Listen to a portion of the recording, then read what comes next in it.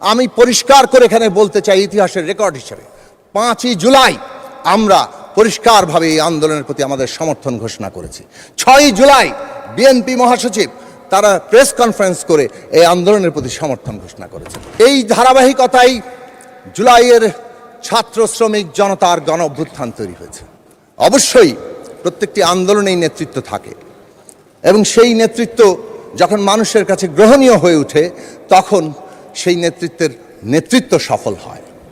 আমাদের ছাত্ররা সামনে এসেছিল, কিন্তু সেই আন্দোলনকে এই সমস্ত রাজনৈতিক দলগুলোই সমর্থন জানিয়েছে। আমি পরিষ্কার করে এখানে বলতে চাই ইতিহাসের রেকর্ড হিসেবে 5ই জুলাই আমরা পরিষ্কারভাবে এই আন্দোলনের প্রতি আমাদের সমর্থন ঘোষণা করেছি।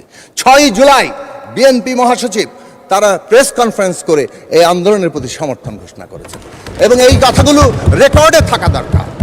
হ্যাঁ, একটা সময় এসে যখন ফ্যাসিবাদীরা বলল যে এটা বিরোধী দলের আন্দোলন, বিরোধী দল হাইজ্যাক করছে, তখন কৌশলগত কারণে রাজনৈতিক দলগুলো, আমি ব্যক্তিগতভাবে তার সাক্ষ্য দিতে পারি, বিএনপি মহাসচিবের সাথে এ বিষয় নিয়ে আলোচনা হয়েছিল যে আমাদেরকে এমনভাবে অবস্থান নিতে হবে যাতে করে ফ্যাসিবাদীরা পুরনো কৌশলে আন্দোলন ধ্বংস করতে না পারে। তারপরও আমরা দেখেছি কিভাবে তারা নির্বিচারে হত্যাকাণ্ড চালিয়েছে।